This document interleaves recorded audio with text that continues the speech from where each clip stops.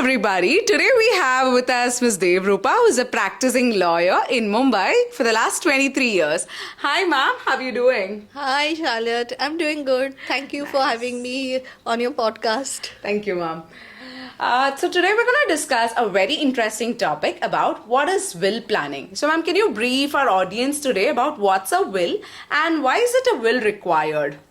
Yeah, will is a testamentary document, which means that the testator or the person during his lifetime has acquired certain assets. Now, after his lifetime, he wants to give it away in a way he wishes. So all that is recorded in that instrument that is called will. Can you tell us what happens to a person's assets when they don't have a will? Yeah, if a person is not having a will, we say that the person has died intestate, meaning there is no will, and the properties will go to his legal heirs. And here, the personal law of the testator, means the person who is making the will come into play. Okay. For a Hindu, there are like two classes, class 1 and class 2 legal heirs, so mentioned in the Hindu Succession Act. Okay. So there, according to that class of heirs as mentioned, properties will get divested. Okay. Yes. And for other faith, Indian Succession Act, Okay. that decides. Ma'am, can you tell us what's the need to create a will and who should make a will? Yeah, so a person during his lifetime, he feels that he wants certain properties to go to a certain person. Then he should make a will. And will should be made by a person who has attained the age of majority. He is of sound mind and he is not incapacitated by any kind of disease. Right? So a fit and healthy person, he can make a will, and he should he wants that this property should go to this person. Yes. So all that is recorded in a will. Okay. Specifications, detailed specification, which property or which asset should go to whom? Yes. Correct. So ma'am, is there any age at what we should make a will? Can I edit the will whenever I want to? Yes, absolutely. The testator during his lifetime can make as many wills as he wants, but the last of all the wills, the last will, that is considered. Okay. The other wills will get rejected ipso facto. The last will is what we, yes, it is the final document and the court acknowledges that only. Okay. So ma'am, I just out of curiosity, so if there's the person is making a will, should he disclose what's there in the will with his family, or should he consider everybody while making a will, or how is it like? That can be slightly tricky with some families, right? Yeah, this is actually very, very subjective. But if he discloses, but he has to make an executor. That is important. So executor should know about it, and there has to be at least two witnesses to the will. So these are the persons whom he has to disclose. Correct. If not to the family members. But if again, as I said, this is very subjective. Yes. So many of them believe that if there's a bank account and I have a nominee, to my investments I have a nominee. Is nomination equal to a will? No, certainly not. There is this is one misconception in the mind of general public. Yeah, that a nomination is as good as it's a will. It is not. Nominee is nothing but a custodian of the assets of the person who has given him the nomination. So he is holding it in custody, and there are certain responsibilities attached to it. He has to distribute it to the legal heirs of the person.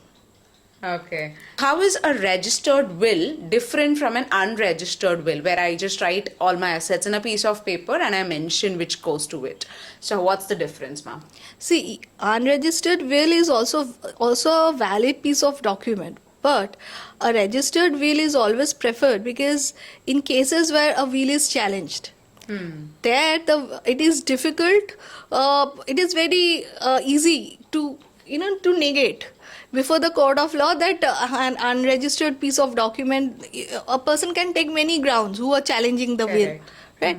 But in case of a registered will, the testator, he himself going before the registrar, putting his signature and all, and this registrar asks that whether you are doing it out of your free will or if there is any kind of pressure on you. So all those things matter a lot. Correct. And here I would also like to add one or two things. Like in case there is an unregistered will, the situation is such that a person is like kind of has no choice but making an unregistered will. There, my advice would be for the witnesses to the will, please include a doctor who can when if the will is challenged, can depose before the court that the testator was in sound mind, and that is important, and the videography. There might be a lot of families, right? How many years does it take, or what's the challenge if somebody doesn't have a will, and are there challenges to it because we might be in the next generation and our ancestral property, there's a fight. So have you come across such cases, or if you could share one or two experiences with us? See, ancestral properties, there are a lot of fights that are going on, even with a will being in place, a will not being in place, it continues. So unless and until there is some kind of settlement between the parties, yes. So testamentary, be it testamentary matter or any kind of property matters, challenges are always there. Like it takes a lot of time. Like you may get an interim order, but then thereafter, like it continues for years together, and then there are revisions and appeals arises out of the main application. I mean the original application. So are there any properties in India where there's no person who's come to claim it and there's no will? So what happens to such properties? I guess the government takes over. Yes. We select a right person who can create a will. If somebody wants to create a will, what is the process, ma'am? Yeah, first he should have he should know in his mind what are the properties. He should make a list of his properties, his assets and everything, and then who are going to be the beneficiaries of the will. So he has to decide. Yes, and then as I said, like which asset will go to whom, and then for the witness part, he has to have an executor, a person whom he can depend on. He's ready to go to the court and depose and takes all the steps for execution of the will, because if the property is within the city limits of Mumbai, then I mean within the chartered high courts, okay, Kolkata, Mumbai and Chennai, then there's a provision of probate. So all those are like long procedures. So the executor should go and take those steps for execution of the will. I mean for obtaining probate of the will. So okay. So that's it. So once we have the list of assets, we just have to draft it with the lawyer. And once this, you may not need a lawyer. If you're capable of writing it on your own, you can very well do it. It is not necessary a lawyer has to draft it. Okay. Even a lay person can also draft it, but there has to be 2 witnesses. Okay. This is the criteria. Okay. 2 witnesses and an executor. Okay. To the will. Yeah. Thank you for your valuable time, ma'am. It was nice talking to you today. Thank you so much, Shalat.